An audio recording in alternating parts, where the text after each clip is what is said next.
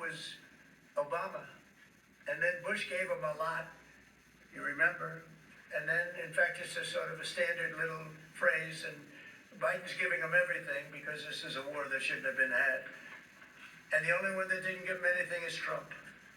It's the way it is. What's the message from Wall Street about these tariffs? So there's been some nervousness on Wall Street about the impact. So, I mean, it hasn't been very much, and I think it's going to make the United States stronger, and in many ways it could make other countries stronger too.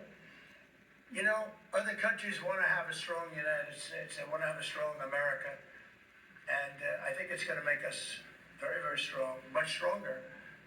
And we have a lot of work we're doing on the military. Our military already have authorized some contracts to be built that are very substantial. We're building the greatest equipment in the world. We have the greatest military equipment in the world. We're building it.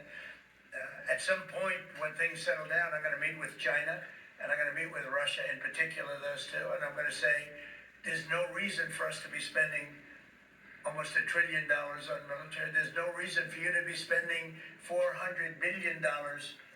China's going to be at 400 billion. We're at $1 trillion. We're going to be at close to $1 trillion.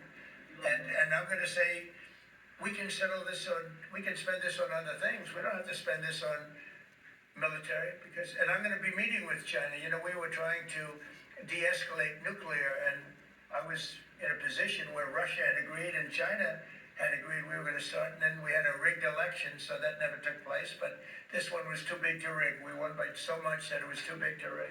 Would it be a China meeting in the United States, or would you travel to China for that? For what? A China meeting.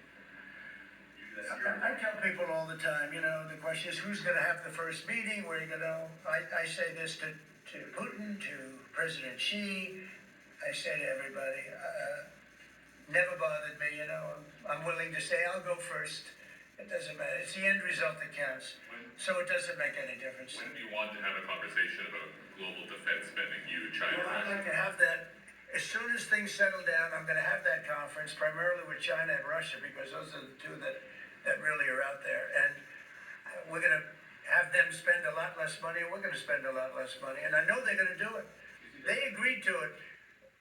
We were talking about denuclearizing, and President Putin and I agreed that we were going to do it in a very big way.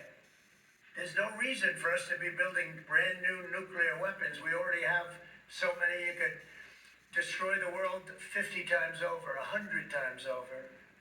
And here we are building new nuclear weapons, and they're building nuclear weapons, and China's building new nuclear weapons, and China's trying to catch up because, you know, they're very substantially behind, but within 5 or 6 years they'll be even.